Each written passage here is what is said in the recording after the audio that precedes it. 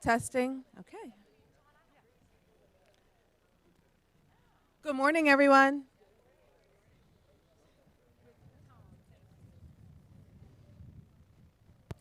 Good morning, everyone. Good morning to this glorious fall Monday morning at Delaware State University.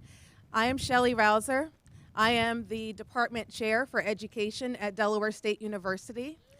Yes. I am also a proud Hornet. I can't tell you what it means to me to be back here in this building where I got a strong foundation to be an educator. I'm approaching 27 years in education, and to be sitting right here celebrating this tremendous occasion means the absolute world. This is the Education and Humanities Building. This is where we prepare the next generation of teachers and administrators. Your feet are planted on the grounds also of our early childhood lab school, and that is where we get our little baby hornets ready. We'll see a couple of those baby hornets, I'm sure, in just a few minutes, probably flying out here. But thank you so much for being here. It's a real pleasure to have everyone, and it's a real pleasure to have this important announcements coming our way. I will say this.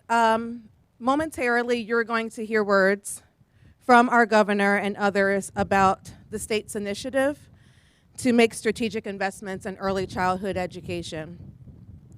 We're going to talk about the important purposeful investments in making sure that those who take care of our littlest people, our littlest citizens, have the supports that they need.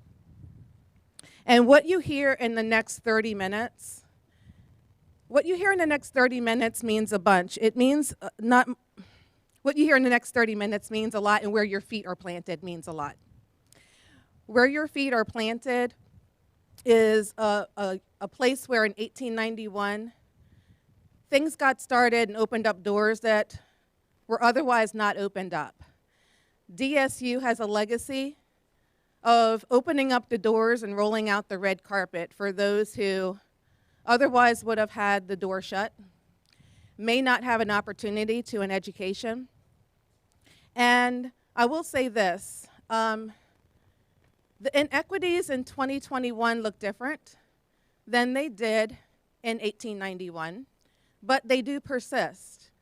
And I'm so excited that Delaware State University will be part of the solution. We have an opportunity to turn things around, to make sure that those who have maybe lost some courage to pursue their education or have not had the opportunity to pursue their education are able to do so. We cannot change all of the issues that we're facing with supporting our early childhood professionals, but we can do something, and Delaware State University's legacy has been to do just that, and we are really excited that we will be able to take the lead in doing that for our early childhood professionals. And so I now welcome to the podium our governor. Thank you, Governor Carney. This is an incredible moment. We thank you for your vision. We thank you for your leadership. We thank you for your action. And we are now pleased to hear from our governor, who will share this really important announcement, and he will be followed by members from our congressional delegation. Please join me in welcoming our governor. Thank you.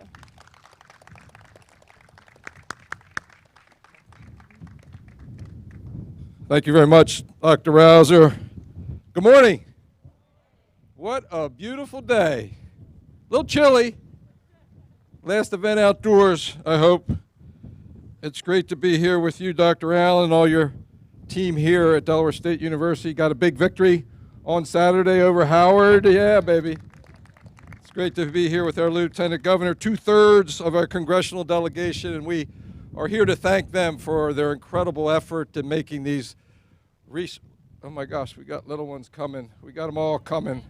They're coming. I know they're going about their activities. It's great to be here with two of our members from the Delaware State Senate, Senator McBride, Senator Gay. Thank you for being with us. I know you have important business today.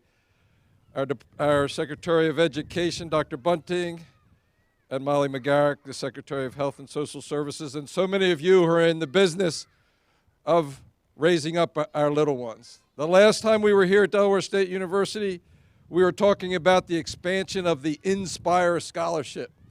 The Inspire Scholarship has been an inspiration for so many of our young high school graduates coming here to Delaware State University. And Dr. Allen talked at that event about things he was cooking up. We have members of the legislature who joined us that afternoon, and he mentioned how he was cooking up the improvements to the Inspire Scholarship. And I expect that today we'll hear a little bit more about things he's been cooking up. You know, somebody asked me, when I came in this morning, I asked, how are you doing? He said, I'm just living the dream. I feel like I've been living the nightmare. And he said, well, that's a dream too. The last 20 months have been just incredibly difficult for all of us. And part of the reason that we're here today is to support workers and a segment in our community that's so incredibly important. And we knew that before 20 months ago. But over the last 20 months, we've really come to understand how important the early education of our children really is. It's about both early education, making sure that our children get a good head start, but it's also about care for our children and the workers behind the workers, which are those workers in child care and early childhood education facilities across our state. And so the resources that we're talking about today that have been made available by our congressional delegations and their colleagues in Washington, and President Biden. Did you hear me say that? President Biden, Delaware's own President Biden, are essentially to strengthen this workforce, to strengthen the early education of our children so that the future is great for all those little ones. I was just a minute ago introduced to Little Miss Delaware State University and Little Mr. Delaware State University. Could they stand up and be recognized? Because this is what this is all about.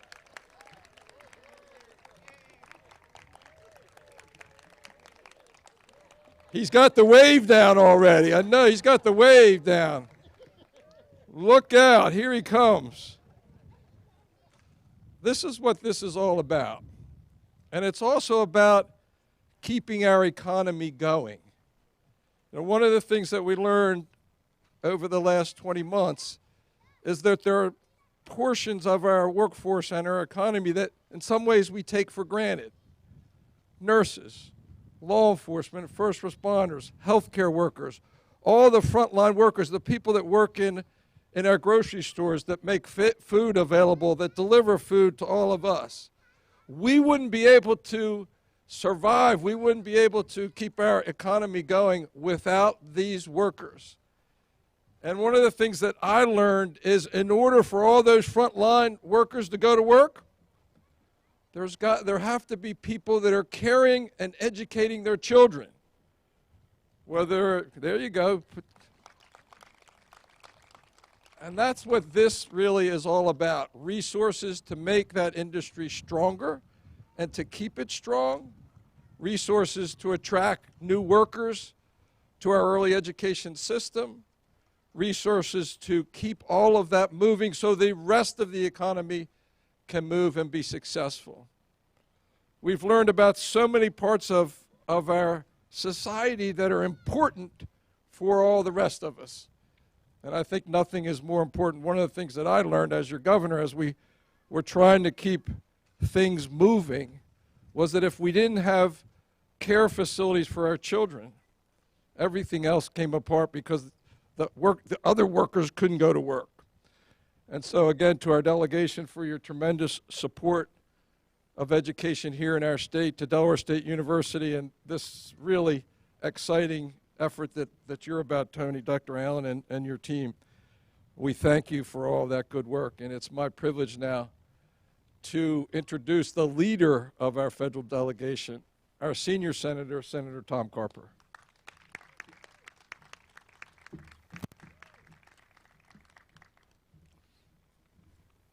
Thank you, Governor.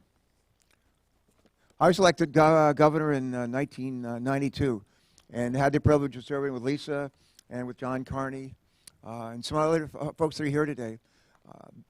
They weren't an easy 8 years, but I have a friend, you ask him how he's doing, he says, compared to what?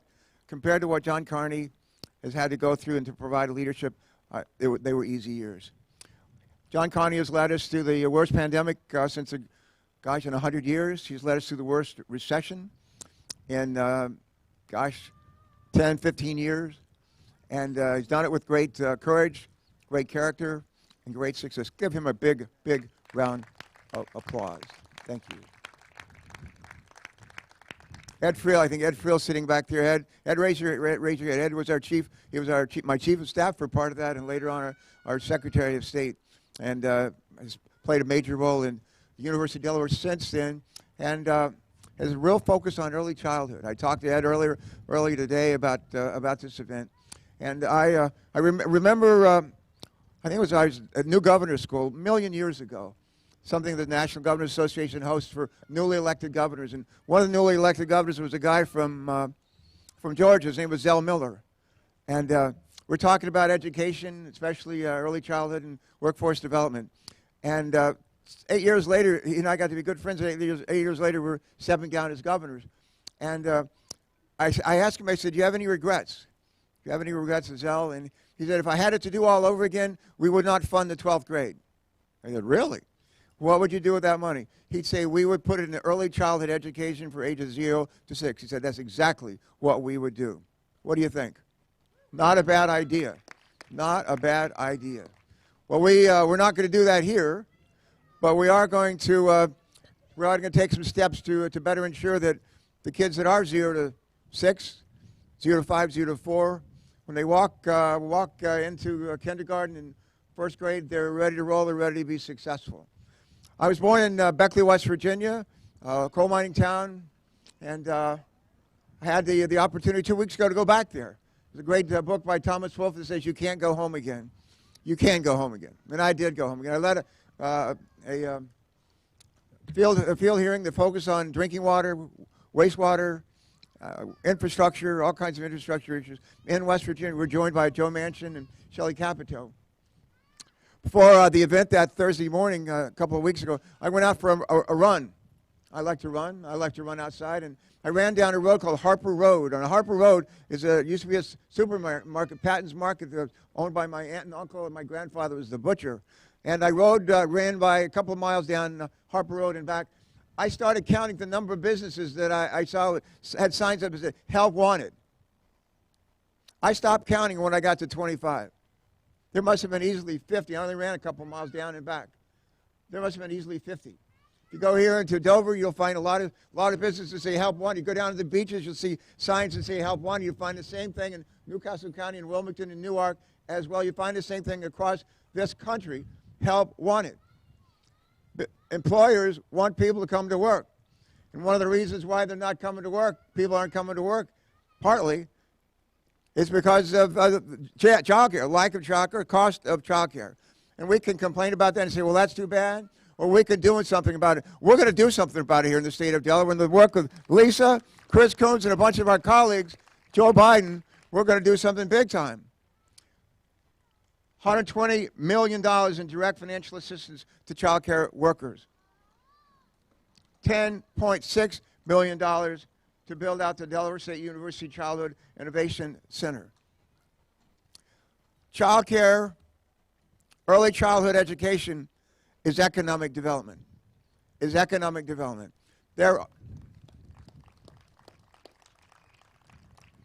are millions of jobs going unfilled right now that ought to be filled by parents who like to go to work if they just didn't have to worry about what's going to happen to their kids. I'll close with this. One of my best friends in the U.S. Senate, Chris Coons cannot be here. He sends his best. He's been a huge champion. Let me just say, huge champion in all these things. One of my best friends in the U.S. Senate for many years was Chris Dodd. One day we were having a debate on the Senate floor, and we were debating childhood education, early childhood. and I spoke right ahead of Chris, and I mentioned the number of how many words kids know and are able to say in their vocabulary by the age of 5. I think I said something like 6 or 7, 8,000 words. And Chris Dodd followed me. He said, "You're wrong. It's more like 20 or 25,000 words." If we waste those first 5 years, it's hard to get them back. It is hard to get them back. There are too many kids who walk into kindergarten, into first grade. Other kids they know their alphabet. They know their numbers. They can actually write. They can read. They have a head start. And other kids go faster and faster and faster, and they go slower and slower and slower. We got to do something about it. And we can't just talk about it. We got to put our money where our mouth is. And with the great support here of Lisa Blunt Rochester and Chris, we have put your money where your mouths are. And we're going to put a ton of money into making sure the kids have every opportunity to be successful, as do their parents. Nobody cares more about this than Lisa Blunt Rochester. She was a point person, helped us run one of the greatest initiatives of the time that I served as governor. And the Family Services Cabinet Council, which really focuses hugely on early childhood. She was a point person. She helped make it happen and went on to be Secretary of Labor and all these other things as well. I love Lisa. And she is here today not to be a cleanup hitter, but she's going to be here to knock it out of the park. Lisa Blunt Rochester.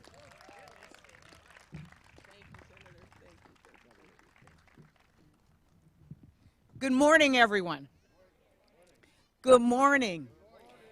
And thank you so much to the Senator for that incredible introduction. I'm not going to continue on with the sports analogies, but I will say, I think today is a touchdown.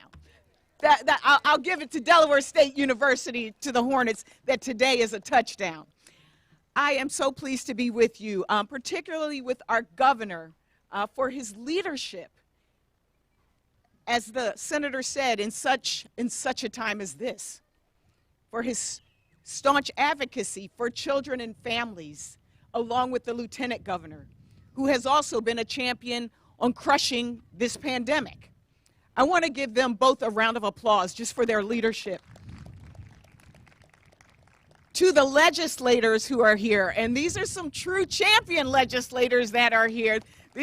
No offense to the rest, but when we talk about family, children's, FMLA, childcare, all of the issues that are vital and economic, we have some champions here in the House. To the cabinet members that represent this incredible governor and our state, to the alumni, to the board of trustees of Delaware State University under the leadership of Devonna Williams, to any students who are present, to the young people who are present, to the child care heroes and sheroes and advocates and caregivers. Thank you so much. Yes, I heard a little woo on that one. Yes, I feel you. I feel you. To all of you who are here, good morning and thank you. Especially, I want to thank Tony Allen. Dr. Allen and his team have been really not just champions during the pandemic, but they had the vision before the pandemic and have taken things to a whole new level. We thank you for hosting us today. We thank you for your leadership. I'm going to try to be pretty brief because, as I said, I think today is really a touchdown. The senator already talked about the major investments, and as I thought about it today, I really thought about the fact that this is really about providing quality care with love. It is about preparing generations for the future.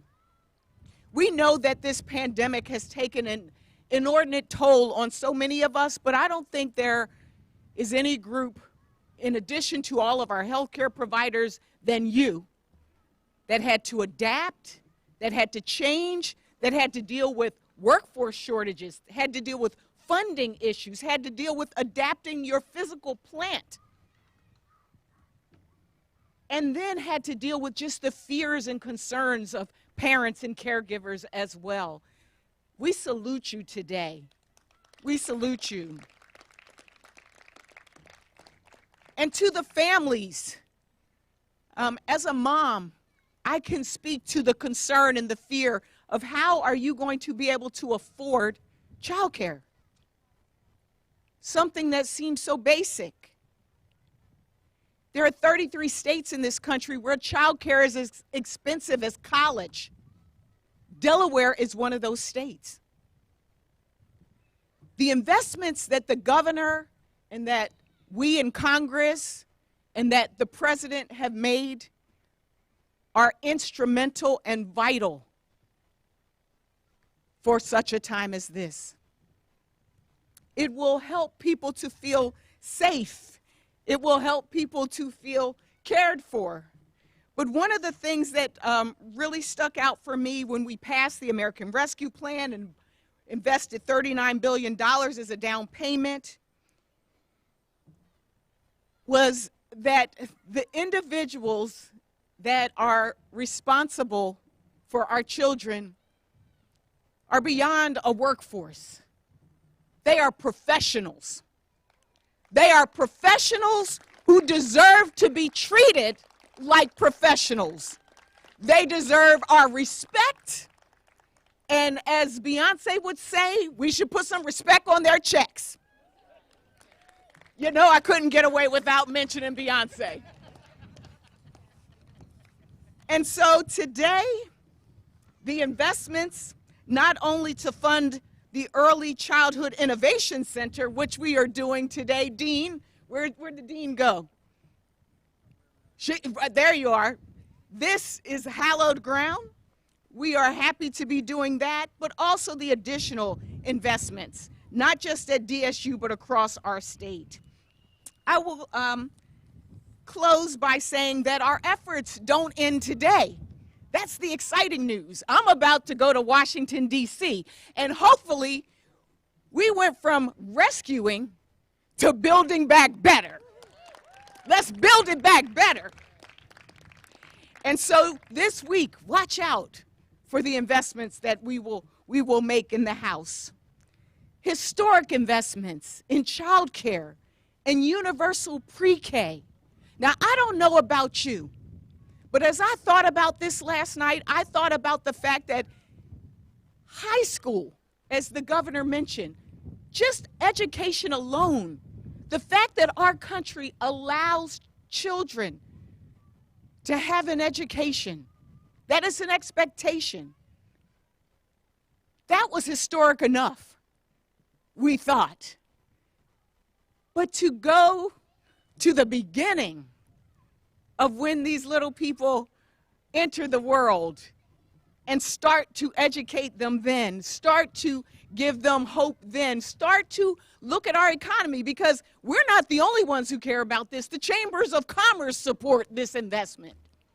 Yes, the chambers, the business community. And I thought about 30 years ago, next week, my daughter was turning 3 years old. And this morning as I walked out the door, I found this picture. You might not be able to see it. She gave me this picture frame. It says, "A mother is love," which we are. And it's a picture of my daughter, Alyssa, next to her brother, Alex, at her birthday party. She'll be 33 next week, so it was 30 years ago. And she is looking up at Chuck E. Cheese. Some of you are familiar with the old Chuck E. Cheese birthday party. And her face is in awe. Her mouth is open with expectation. To me, this look, the ability to give children curiosity, awe, excitement, education, this is what it's about. It is about our children. It is about our future. It is about the professionals that we support in the effort, and it is about uplifting all of us. Let's build back better for our children. And now I get the great opportunity, incredible opportunity, to introduce to all of you someone who needs no introduction in this room and is a real champion for our children. Ladies and gentlemen, the Executive Director of the Delaware Association for the Education of Young Children, Jamie Schneider. Yay, Jamie!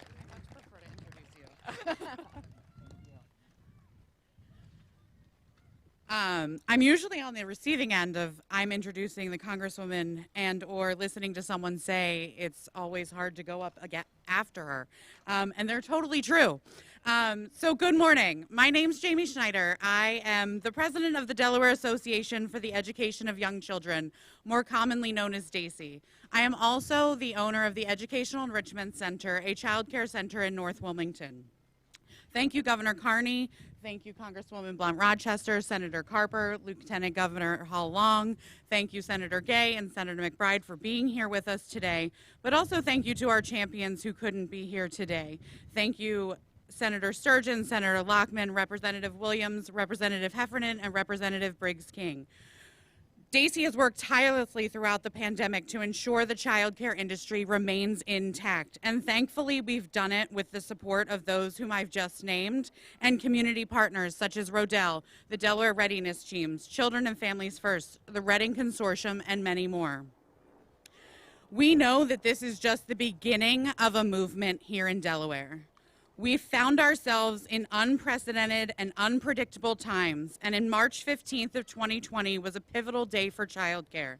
Within moments, we were elevated to essential workforce along with those in healthcare and other industries. We became frontline workers. Childcare has no virtual model. Parents who were on the front lines and keeping our economy going needed childcare to continue to do their vital work.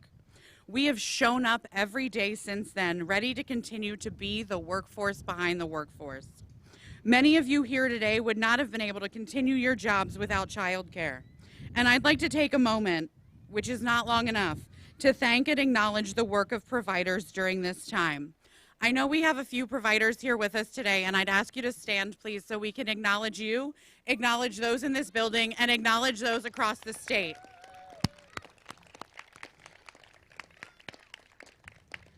Your dedication to children and families throughout this time is unmatched. This one-time federal funding builds the foundation we need here in Delaware to support long-term state initiatives and funding that is desperately needed to provide an equitable start for all children in Delaware. The funding must be a catalyst to create sustainable ways to fund childcare that ends the decades-long crisis that the industry has been facing. We have seen significant historic financial federal dollars come into the state, and we have had an administration that has made it a priority that that funding get to child care, and we are definitely thankful to the governor's office, the Department of Education, thank you, Dr. Bunting, the Office of Early Learning, Department of Health and Social Services, thank you, Secretary McGarrick, for including providers in the discussion and including us at the decision-making process to ensure that the funding is thoughtfully and personally spent in ways that support childcare, a field that not only stabilizes our small businesses, but this has also been funding that has been available to elevate our workforce. We work with a population that is currently not eligible for a vaccination. It will be a long time before they may be eligible ever for a vaccination, but our workforce has shown up every day knowing the risks associated. We are a workforce primarily of women, primarily of Black, Indigenous women of color, many of whom, like myself, are single mothers, many of whom rely on government subsidy programs because they make just over the minimum wage. There are rarely benefits, there is rarely paid time off, and it is a highly skilled, as you said, professional workforce that is responsible for creating the social and emotional educational foundation that children need not to only be successful in academics, but all areas of life. I am confident with everyone here today that we will work together. We can elevate early care and education in Delaware to be a national example of how to solve the child care crisis. We must continue to work in partnership to make sure that Delaware families feel secure in going to work each day and knowing their children are in high quality, developmentally appropriate child care. So now I truly have the distinct pleasure of introducing you to Melanie Price Thomas, and she will talk about her experience as an owner in childcare along with Sean Toner and Danae Sewell. Thank you so much. All right. I have never been more excited. I'm going to start by saying it is a great day for me to return to Delaware State University. I was a student here when it was just Delaware State. So that's been over 30 years ago. So it's amazing to see how much growth is taking place here at Delaware State. Can we give the college a hand? Awesome, awesome. Well, I thank God for this opportunity, an opportunity that brings me great, immense joy to celebrate an industry that has answered the call, and they have answered the call in a big way. This industry has demonstrated that we play a critical role during difficult times, in times of unprecedented, unpredictable situations. Over the last 17 months, our staff has been resilient and capable to face hardships. You know, I remember on March the 14th, I'll never forget that day, and I actually sent an email to the governor's office, and someone called me back within minutes, and he said, you will get guidance the next day. Can I tell you, we have not stopped getting guidance since? Put your hands together for our governor. We are still getting guidance. So I do thank him for that. I am so proud of my staff because when we got word, I found out that there was going to be a small list of industries that would continue to keep their doors open, and early care and education was on that list. We answered the call. Not only did, put your hands together for that. We answered the call because our teachers, some of them had underlying issues, some of them were older, many of them were single mothers. I probably have over 90% single mothers. Over 90% of my parents have purchased a care in Wilmington, Delaware. I have 2 centers in the city. So for these mothers, I went around to each and every one of them. I've never been so proud in my life. I went to them, I said, are you willing to serve? Because I had already settled in my heart that a leap of faith will remain open. And every single one but one, all of them but one said, I signed on to serve.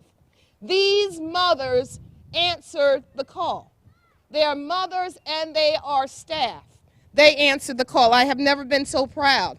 Well, we're in a place now when we are making the call. Today, we are reaching out, and looks like to me I'm in the right place because we don't really have to make the call. You guys have already decided that we are worthy. We are worthy to move forward, to raise up the children, and to also help parents in our communities.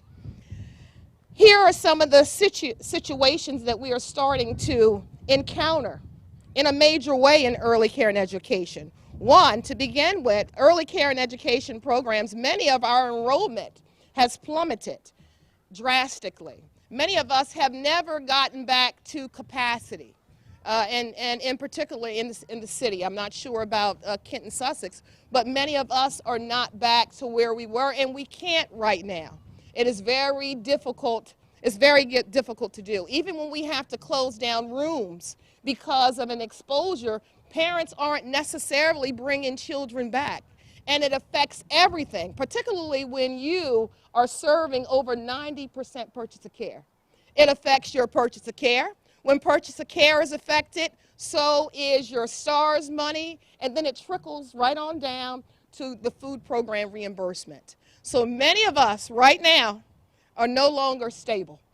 We're talking about stability funds. Many are no longer stable. So it was wonderful to hear that we're ready to do something about it. We're talking about a touchdown. We also want the other points. We want the field goal as well, right? In addition, there is an urgent need for funding to get qualified teachers back in the classroom. We want to get Delawareans working again. This is important. We cannot continue to do what we do if we don't get folks back working again. So this is important. We're having a challenge with not only with recruiting, but also with retaining teachers. And then lastly, I'm going to end with there is a population of centers that have been working throughout this pandemic. They decided to stay on as essential workers. And my staff is included in those numbers. Those teachers now, some are fatigued, even stress with depressive symptoms. These are implications that can't be ignored. We cannot no longer ignore those implications. However, there is a silver lining. With tremendous adversity comes great opportunity. Opportunity to invest and implement policies that will keep our doors open for business and benefit future generations. Future generations. That's what we want to do collectively. ECE must be strengthened to serve and answer the call. We want to continue to answer the call. Remember, when early care and education is strong, children are strong, future adults are strong, and it leads to a stronger nation. Thank you. Sean?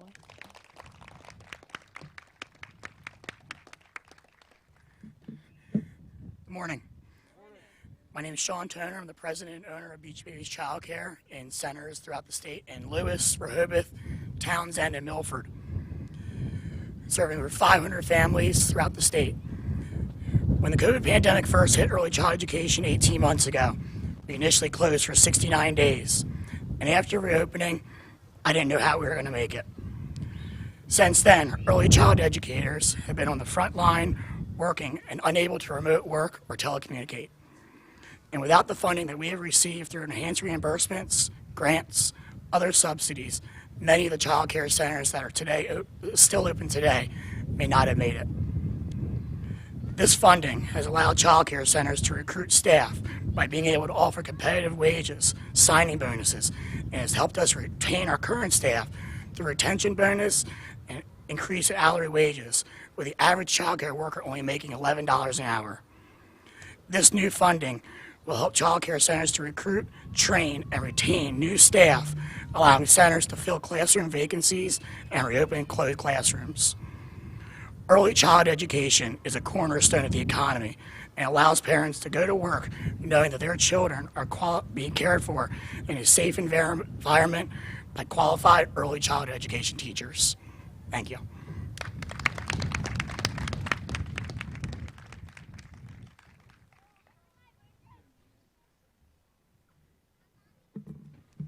Good morning, everybody. My name is Danae Sewell, and I'm the director here at Delaware State University's Early Childhood Laboratory School. And at our core, everyone that's here, we know that it takes a village to raise a child. And in that, we cannot forget about those that make up the village. Keeping the early education workforce at the forefront is everybody's job. When I think about the workforce, everything that my counterparts have shared, but in particular, I think about all of those who are braving today. My teams all over, this Monday morning, also known as the day after Halloween, like no other day, maybe besides daylight savings. For those of us who've been in the field, myself going on close to 20 years, we know and understand that it's about the future of early childhood education and future early childhood educators. We also know and understand the value of teamwork and partnership. At the lab school, we have a mantra, and if you spent any time there, you will have heard it throughout the day. That mantra is, go team. We say it when we're ending phone calls with each other. We say it in passing. We say it after the nap time fire drill. We say it when things are going great, and we say it Monday mornings after Halloween.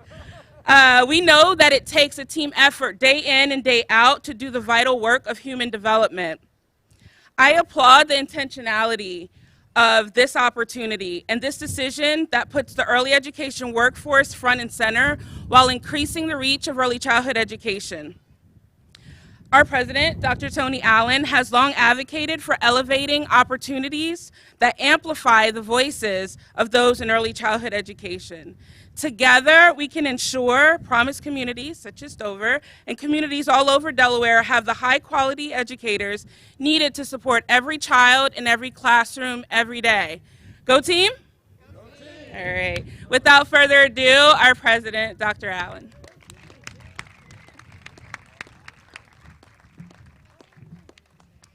Go team. Thank you, Danae. Go coach.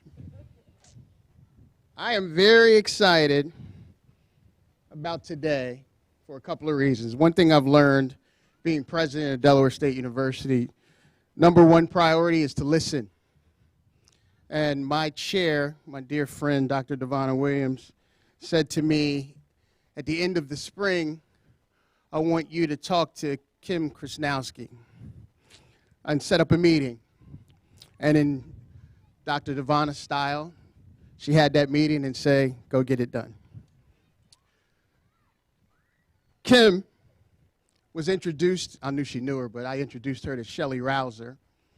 And for the next 3 months, they built a program not just for Delaware State University, but for the entire state of Delaware.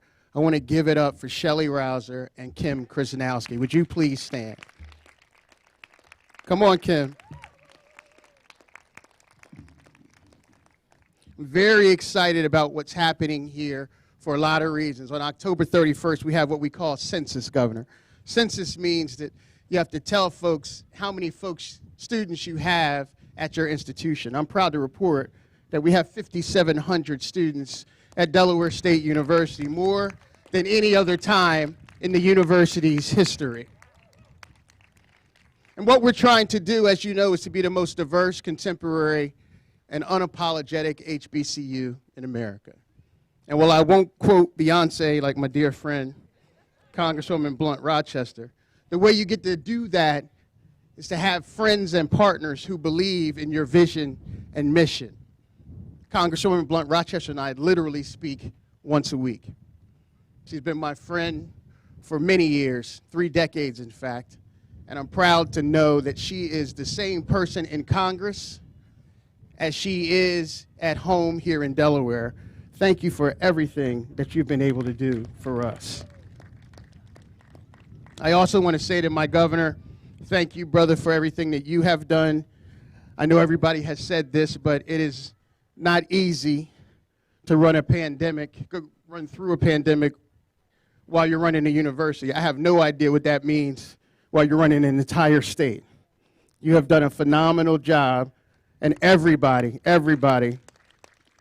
believes in you and recognizes that there was no other way to do it. And I think we got the best pandemic response in America because of Governor John Carney. Thank you. I also want to recognize Colonel Debbie Harrington, who's one of our trustees. What's great about the Colonel is she is the chair of our Student Success Committee, which means that she's responsible for all the learning experiences at Delaware State University, along with our Chief Academic Officer, Sandra DeLauder. So when you see the greatness that Delaware State is and will become, it is because of their efforts. So thank you both for everything that you do. And obviously, we have the 2 senators here, Senator Gay and Senator McBride, and my dear friend, Representative Chukwocha, who just arrived, who is also an alum of Delaware State University. Let me say this, I don't think we said it enough. $120 million is going to early childhood education today. $120 million. And if you heard Congresswoman Blunt Rochester talk, she mentioned that they're not done. Congress is not done. The president is not done. The governor is not done. What that means for us is that the lot of these students right here will be forever changed as they think about the next logical step in their lives. And it is because of the folks who are around them. I don't know about you, but I remember every teacher who ever touched me in a deep way. And my mother remembers them all too, because she allowed them to touch me in a different way when that was allowed. So I just want to say to all of you, it is not lost on me what this means and what you mean to all of us, not just today, but every day. God bless you and thank you. Finally, I do want to talk a bit about the Early Innovation Center at Delaware State University. Not only do we have $10.6 million to build a new Early Innovation Center for the entire state of Delaware, we'll have additional $20 million coming from the Department of Education and the Department of Health and Social Services to make sure that our early education providers have the tools that they need to be successful throughout the state. Does that mean scholarships? It sure does. Does that mean certifications? It sure does. Does that mean undergraduate degrees and advanced degrees? It sure does. And that is for everybody. And it's as important for us as it is for all of our college partners. So whether you're at Del Tech, University of Delaware, or any Wilmington University, or any other institution in this state, we're in this together. We are proud that we are housing the Early Innovation Center here, but we are in this together. So thank you for all that you have done. More importantly, thank you for what you will do in support of this wonderful opportunity for all of us. And with that, I want to bring up my dear friend, Lieutenant Governor Bethany Hall Long.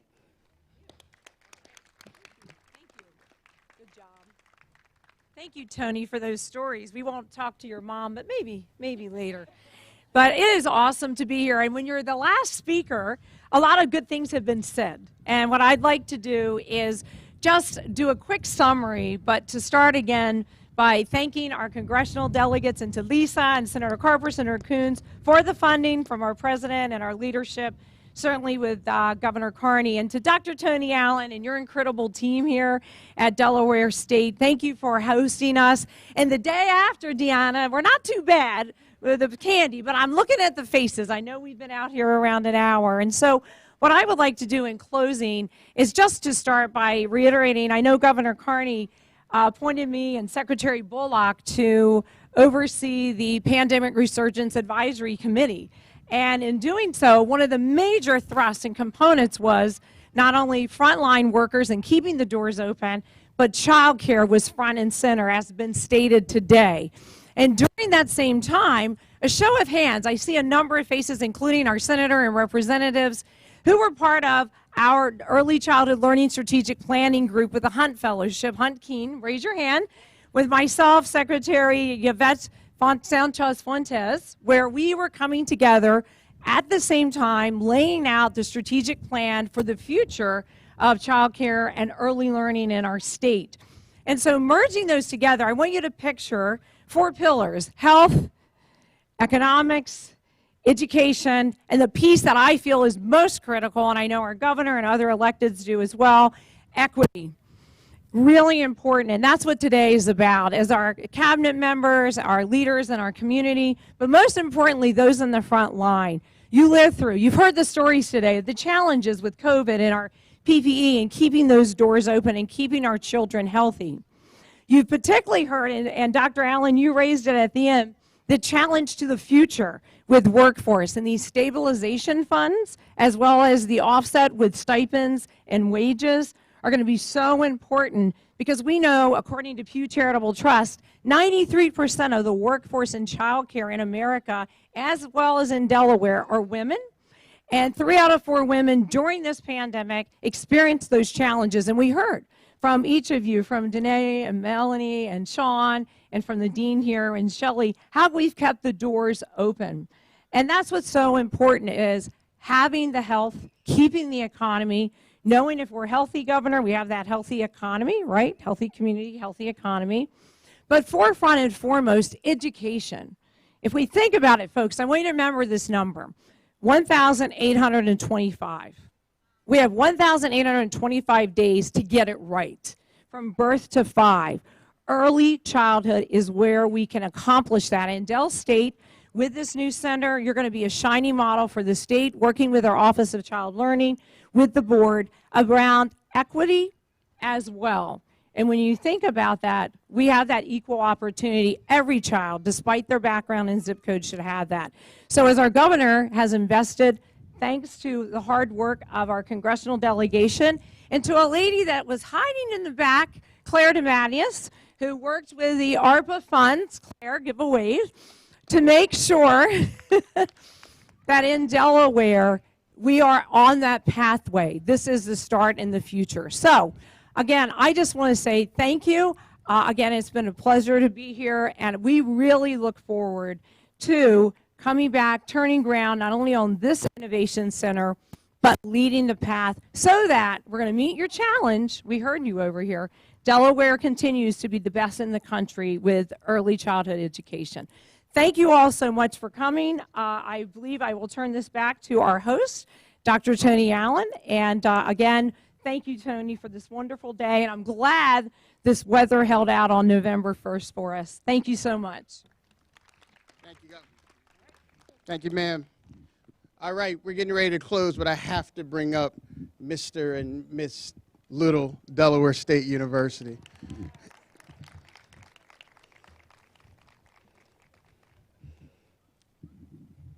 You're going to get applause the rest of your life, so you might as well get used to it, okay? All right, everybody, if you can stand, give it up for these quality children, because this is what it's all about. Make sure they hear you. Make sure they hear you. You're going to wave? You're going to do your wave? Can you do your wave? Can you see the wave? All right, all right. Okay, in the words of the incomparable Danae Sewell, go team. Thank you.